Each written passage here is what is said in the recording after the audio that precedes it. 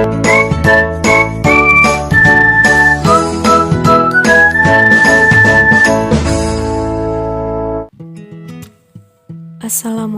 warahmatullahi wabarakatuh.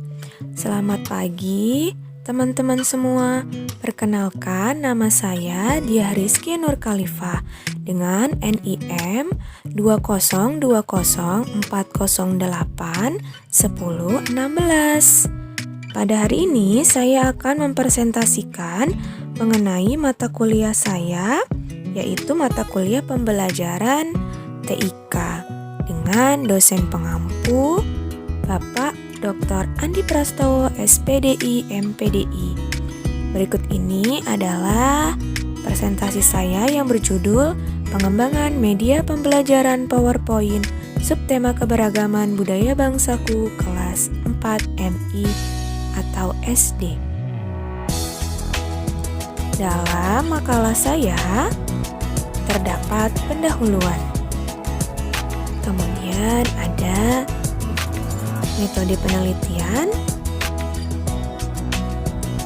ada pembahasan, dan yang terakhir yaitu kesimpulan.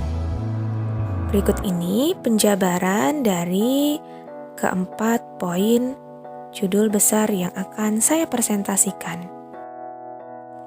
Pada era globalisasi sekarang ini, pemanfaatan teknologi informasi berkembang dengan pesat, terlebih pada ranah pendidikan, sehingga dalam meningkatkan kualitas pendidikan seorang guru mampu untuk mengikuti perkembangan zaman. Salah satu strategi yang dilaksanakan guru dalam pembelajaran, yakni seperti pada pembelajaran daring saat ini, yaitu dengan menggunakan teknologi informasi dan komunikasi atau menggunakan media pembelajaran yang lebih inovatif guna menunjang tercapainya tujuan dan materi ajar yang disampaikan. Kemudian, kurikulum yang terjadi pada saat ini, implementasi pembelajarannya, semua mata pelajaran terintegrasi oleh TIK. Sebagai sarana atau media pembelajaran, maka dibuatnya sebuah desain PowerPoint pada pembelajaran terlebih pada pelajaran tematik, yaitu berupa PowerPoint. Implementasi yang dilakukan guru dalam membuat media pembelajaran TIK berupa PowerPoint masih kurang, sehingga diperlukannya desain media pembelajaran mata pelajaran tematik. Metode penelitian yang digunakan pada penelitian ini yaitu R&D atau Research and Development, di mana mengadaptasi dari Borg and Gould, dan desain pembelajarannya menggunakan model ASSUR atau ASUR. Kemudian, langkah-langkah penelitian dan pengembangan ini dibatasi dari 10 langkah menjadi 5 langkah. Yang pertama yaitu potensi dan masalah. Kemudian pengumpulan data, yang ketiga desain atau perancangan, yang keempat penilaian, dan yang kelima yaitu perbaikan atau revisi. Analisis kebutuhan data berupa wawancara dan kuesioner. Analisis data yang dipergunakan yaitu data kualitatif dan data kuantitatif. Langkah-langkah dalam pengembangan ini yaitu dimulai dari masalah yang ditimbulkan, yakni dalam mendesain media pembelajaran PowerPoint, masih kurangnya inovatif yang digunakan oleh guru. Yang kedua, pengumpulan data yang digunakan, seperti kompetensi dasar, kompetensi inti, dan lain sebagainya. Yang ketiga, yaitu mendesain media pembelajaran PowerPoint. Yang keempat, penilaian berupa validasi ahli media dan guru. Yang terakhir, yaitu dilakukannya perbaikan atau revisi produk.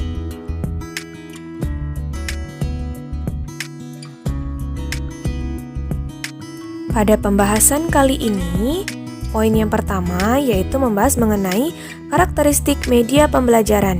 Yang kedua, komponen dari media pembelajaran itu sendiri. Yang ketiga, mengenai pengertian dari PowerPoint. Yang keempat, mengenai tahapan dalam desain PowerPoint.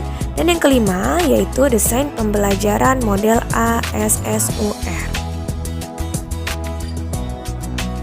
Karakteristik media pembelajaran TIK yang pertama yakni disesuaikan pada karakteristik belajar siswa.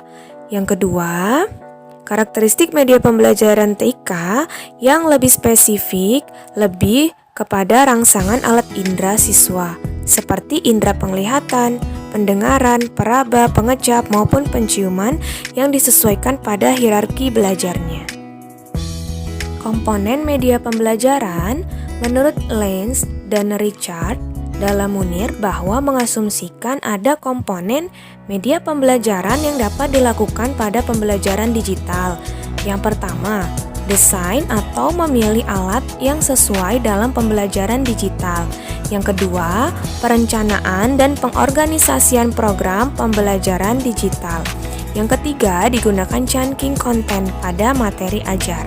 Yang keempat, menggunakan strategi belajar yang interaktif dengan tepat. Yang kelima, diterapkannya prinsip belajar seperti orang dewasa. Yang keenam, menggunakan pendekatan pembelajaran student center. Yang ketujuh, menggunakan penilaian pembelajaran yang otentik. Yang kedelapan, tersedianya pembelajaran dengan sistem digital dan teknologi pelatihan. Yang kesepuluh, tersedianya informasi tambahan yang menunjang. Salah satu aplikasi perangkat lunak pada Microsoft Office yang digunakan untuk presentasi yaitu PowerPoint. PowerPoint merupakan media pembelajaran berbasis ICT yang dibuat secara sederhana dan penyampaian materinya ditampilkan berupa poin-poinnya saja.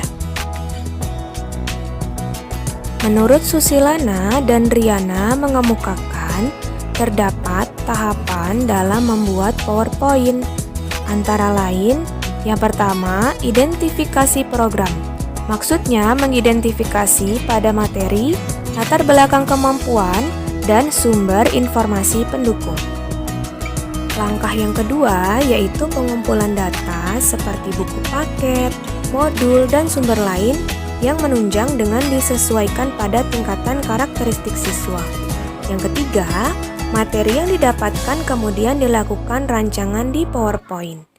Yang keempat, langkah terakhir yaitu penilaian terhadap media PowerPoint kepada validator, kemudian diperbaiki sesuai saran dan dilanjutkan dengan penyebaran secara luas. Desain pembelajaran model Azure. Desain pembelajaran model Azure ini merupakan perencanaan atau strategi pembelajaran yang dikembangkan melalui pemanfaatan metode, media, bahan ajar, dan peran serta peserta didik dalam situasi pembelajaran di kelas secara aktual. Desain pembelajaran Azure ini yaitu menganalisis, menetapkan, menyeleksi, memanfaatkan, partisipasi, dan evaluasi serta revisi. Pada tahapan pertama yang dilakukan dalam model pembelajaran Azure, bahwa guru terlebih dahulu menganalisis atau mengkaji mengenai karakteristik umum seorang siswa. Selain daripada karakteristik umum juga, guru menganalisis terkait kompetensi pembelajaran secara spesifik. Yang kedua, yaitu stage object. Maksudnya adalah guru menetapkan kerangka konseptual pada materi ajar dalam silabus pembelajaran tematik. Tahapan selanjutnya adalah menyeleksi metode, media, dan bahan ajar yang disesuaikan juga oleh karakteristik siswa. Setelah pemilihan metode dan media pembelajaran, yakni memanfaatkan media dan bahan ajar pembelajaran dengan baik, sehingga guru mampu mempersiapkan sarana yang mendukung ketika proses pembelajaran dimulai. Kemudian dalam pembelajaran yang berlangsung, partisipasi siswa sangat diperlukan, misalnya sebelum pembelajaran dimulai, saat, dan setelah. Tahapan terakhir pada model ini yaitu media pembelajaran PowerPoint dievaluasi dan direvisi agar kekurangan ataupun masalah yang terjadi saat pembelajaran menjadi tolak ukur guru dalam mendesain pembelajaran PowerPoint.